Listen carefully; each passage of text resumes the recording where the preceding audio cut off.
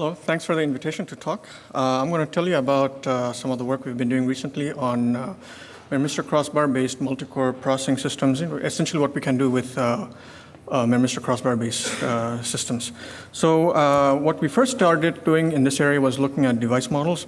So we came up with some device models, and this model is fairly flexible. It can model devices from several different sources.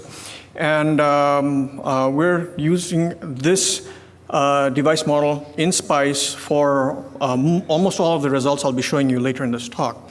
We're updating the device now to include impact of noise, and most of the circuit simulations I showed you actually do incorporate the noise factor or stochasticity within the device behavior. And recently, this model that we had was incorporated into ZEISS, a parallel SPICE simulator from Sandia. This is an email I got on January 20th saying that they incorporate our device. All right, so with memristor, what we want to do with memristors is essentially have analog processing of neurons. So the way this works is you have your inputs come in on this way. On this side, these circles represent the memristors. So I have a voltage coming in. That voltage multiplied by the conductance of this memristor gives me a current. So I've got multiplication taking place here. So that's Ohm's law. And all these currents sum up over here. That's Kirchhoff's law. And so I'm getting a multiply-add done using this circuit. So this circuit here is representing a single neuron. And a pair of memristors are used to represent a weight.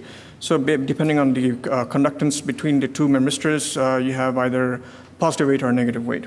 And then I can take a collection of these neurons together and represent a layer of neurons. So here I have 7 neurons in the first layer. That's represented by these 7 comparators in this memristor crossbar.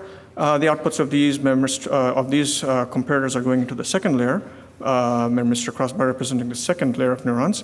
And so I have another output here. So now I have a 2-layer two-layer neural network represented using memristor circuits. So we then said, okay, let's take this system and see what we can get in terms of overall system performance. So to look at system performance, what we wanted to do was have a system like this where we had a tiled array of neural cores and the cores connected using routing networks. And to make sure we got everything right, we actually implemented this in digital form on an FPGA. In the digital form, we have the router. We actually have a memory array, multipliers and adders and accumulators. So all of this is done. And then in the memristor system, what we're going to do is just replace this memory array and these multiplier adders and accumulators with a memristor crossbar. Everything else is going to stay the same. So this is a mixed signal. This is, in the memristor system, this will be a mixed signal design where we have data processed in analog form over here, but transferred between the cores in digital form.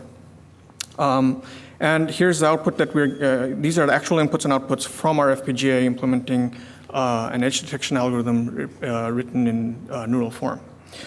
So we looked at this. As I said, we evaluated every single component of this system, including static power loss, the time for routing, so we actually simulated the memristor crossbar also in SPICE to look at the timing and power consumption. And these are the results we got. So we looked at several applications, deep networks, edge detection, motion estimation, optical character recognition, with the inputs coming in at approximately 30 frames per second. And we said, okay, if we wanted to do this, we have 3 options. One is a multi-core RISC processing system. One is a digital design based on this FPGA-based approach, but converted into an ASIC form. And the third is that, again, that multi-core system, but using memristors. And what you see is we get significant efficiencies using the memristor system over, say, a RISC processor or a digital design. Now, what's interesting is, in this design, we had image inputs coming in at 30 frames per second. And during the gap between inputs coming in, there's a huge amount of delay. And that is burning a huge amount of static power. So if you take that static power out, assume that the inputs come in one after another without that 30 frames per second constraint, what you see is that the energy efficiencies become a lot higher for the memristor system. So instead of being, say, 34,000 times, it's now about 1 million times more efficient. Then we started saying, okay, let's now try to do some online learning. So this design that I'm talking about over here does not have any online learning. So to do online learning, what we first did was we tried to implement backpropagation. And one of the key challenges with our circuit is that we have 2 memristors per synapse, and that makes backpropagation not easy to do. So what we had to do was use 2 different kinds of neuron circuits. We used one circuit for the forward pass and a different kind of circuit for the backward pass, and this approach allowed us to use the same crossbar in both the forward and backward passes, so that if we don't ever have to copy memristor weights around, and we can still use the full range of 2 memristors to get greater set of weights represented. So we took this design and we implemented an autoencoder with this. So we have 2 layers of this neural structure over here. And we simulated that in SPICed, and you can see these results over here. So we have 3 application sets, and this is what we had before training. This is what we get after training. So this is unsupervised training using memristor crossbar-based circuits. And you can see we get fairly good separation after training compared to before training. Here's another implementation, another use of that kind of a circuit for anomaly detection using the KDD dataset for network traffic. And what you see over here, these are considered normal packets, and these are considered anomalous packets. And you see a fairly decent separation. Depending on where you put your separation line, we get about 96.6% anomaly packet detection with about 4% false positive rate. Okay, so then we took this design and we said, okay, let's try to do a deep learning system where we actually do the entire deep learning framework using memristor crossbar-based processing systems. So we designed a multi-core system. So you have each of these circles over here represents a neural core, and then you have the connecting router. And this design has that backpropagation type of circuit I showed you earlier. And we looked at several different applications. So you can see the efficiency of the recognition accuracy of this system compared to a software system. So the blue bars here represent our memristive system, and the yellow bars represent floating point implementation of the same training and testing data set done in MATLAB. And there is some loss in accuracy, but it's not that significant. What's interesting is the performance over, say, a Tesla K20. And you see significant savings in energy over the Tesla for training, and even more for recognition. Now, the reason that the training energy efficiency is less is that there is some serial weight update going on in the training side, whereas in the recognition side, everything is being done in parallel. So you get more parallel, faster run times, and thus lower energy consumption using the memristive system. And so these are things we are trying to work and fix.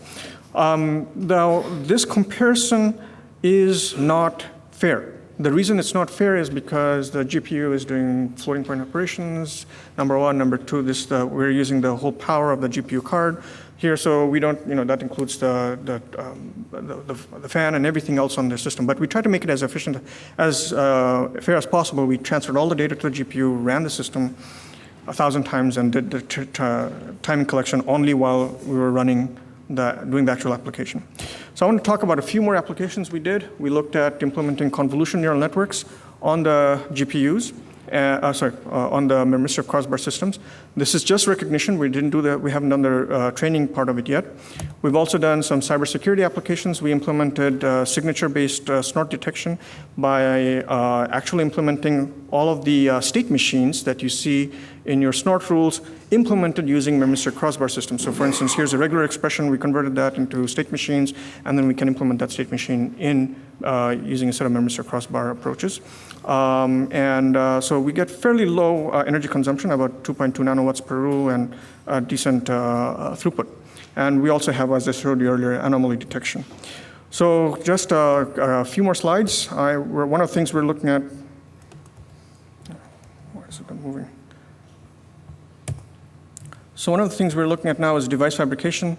One thing we noticed while doing our SPICE simulations is that we really need devices that are that are slow or more highly tunable. So to go from the complete off state to the complete on state, or switch the resistance range fully, we need to have a device that takes a long pulsing time.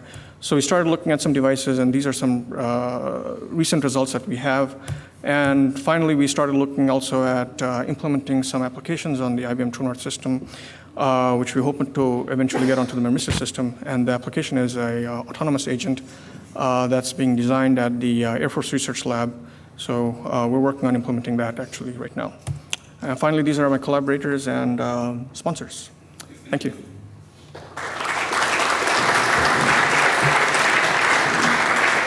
Thank you. So let me ask a question. I mean, memristors have a lot of variability, which you didn't take into account for your performance numbers. Yes. So what would you expect? How would it affect your results?